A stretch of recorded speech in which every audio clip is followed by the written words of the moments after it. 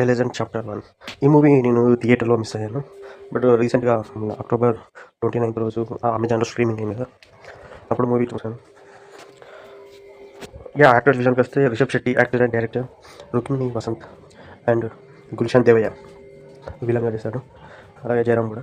But వీళ్ళిద్దరిని pick చేసుకోవడం అయితే చాలా బాగుంది. రుక్మిణి వసంత్ తను ఎంత బ్యూటిఫుల్ యాక్టర్ కాదు, అంత పర్ఫార్మర్ కూడా ఈ మూవీలో చూపెట్టింది. అలాగే గుల్షన్ దేవయ్య మనకు బాలీవుడ్ మూవీస్లో ఎక్కువ ఉంటాడు, బట్ తనని విలన్గా పిక్ చేయడం అనేది అసలు మంచిగా ఆప్షన్ చెప్పాలి.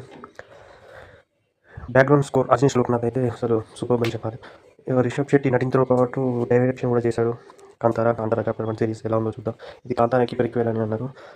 స్టోరీ విషయానికి వస్తే కాంతారా ముగింపు దగ్గర ఈ కథ మొదలైంది. పంజాలి జాతర తర్వాత అడవిలో మాయమైపోయిన తన తండ్రి గురించి తెలుసుకోవడానికి శివ అంటే మన చిన్నప్పటి రిషబ్ శెట్టి తాపత్రయపడుతుంటాడు. ఆ మాయమయ్యే విషయం వెనుక దశాబ్దాల చరిత్ర ఉంటుంది. కాంతారా ప్రాంతం చుట్టూ రాజశేఖర్ అనే రాజ్యం ఉంటుంది. రాజశేఖర్ వంశం ఏదే కాలంలో ఆ అడవి మొత్తం వాళ్ళ ఆధీనంలో ఉంటుంది. అదే ప్రాంతంలో బర్మా రిషబ్ శెట్టి ఉంటాడు. తన ప్రజల కోసం బర్మా ఏకంగా రాజ్యంలోకి వెళ్ళి వ్యాపారం చేస్తుంటాడు.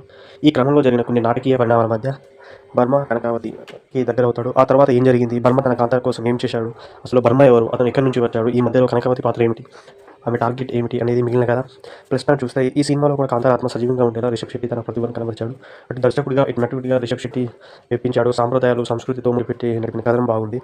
ముఖ్యంగా సెకండ్ హాఫ్లో హై వోల్టేజ్ యాక్షన్ ఎలిమెంట్స్తో మనకు కట్టిపడేస్తుంది. ఫస్ట్ హాఫ్ అంతా స్టోరీలో తీసుకెళ్ళడానికి ఉంటుంది. సెకండ్ హాఫ్ నుంచి అసలు కోర్ పాయింట్ అనేది స్టార్ట్ అవుతుంది. ఈ సినిమాలో కూడా భారీ విజువల్స్ ఉన్నాయి. వైల్డ్ యాక్షన్ అండ్ ఎమోషనల్ ఎలిమెంట్స్తో సాగింది.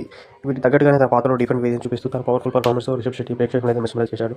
రాజుగా జయరామ్ ఓకే, గుల్షన్ దేవ్ అయితే అద్భుతంగా నటించాడు. అసలు కనకావతి గారు రుక్మిణి వసంతి సూపర్. రాకేష్ పూజారి అతను కామెడీ చాలా బాగా చేశాడు, బట్ అతను రీసెంట్గానే చనిపోయాడు. బట్ మనకి మెమొరబుల్గా అయితే మూవీ నిలిచిపోయిందని చెప్పాలి. ఇక బ్యాక్గ్రౌండ్ స్కోర్ అయితే సూపర్. కామెడీ కూడా మనకు కాంతారాలో ఎవరు ఉన్నారో వాళ్ళతో కామెడీ పండించడం కూడా బాగుంది. మైనస్ పాయింట్ ఏంటంటే మనం ముందుగా కాంతారా అంటే ఆ అరాలోకి వెళ్ళిపోతామంటే భూతకోల మీద అలా ఉంటుందని. బట్ ఇది మాత్రం ప్రీక్వెల్ తీసుకెళ్ళి దాంతో ముందు ఏం జరిగింది అనేది కంప్లీట్గా దీనికి డిఫరెంట్ని చూపెట్టారు. అది ఊహించుకొని వెళ్తే మాత్రం కొంచెం డిసప్పాయింట్ అయితే అవుతారు. మొత్తానికి అయితే హైప్కు తగ్గట్టు అయితే కొంచెం అక్కడక్కడ ఫస్ట్ హాఫ్ అయితే స్లో ఉంటుంది. సెకండ్ హాఫ్ వరకు ఓకే అనిపిస్తుంది. రిషబ్ శెట్టి వీళ్ళ ట్రాక్ ఇంకా బెటర్గా ఉంటే బాగుండేది. మూవీ ఓవరాల్గా అయితే 2 hours 48 minutesతో మనకు స్ట్రీమింగ్ అవుతుంది అమెజాన్లో. Watch it guys. Thank you. ఈ బాక్స్ ఆఫీస్ పర్ఫార్మెన్స్ విషయానికి వస్తే ఇప్పటివరకు ఈ మూవీ 840 కోట్ల వరకు కలెక్షన్స్ అయితే రాబట్టింది.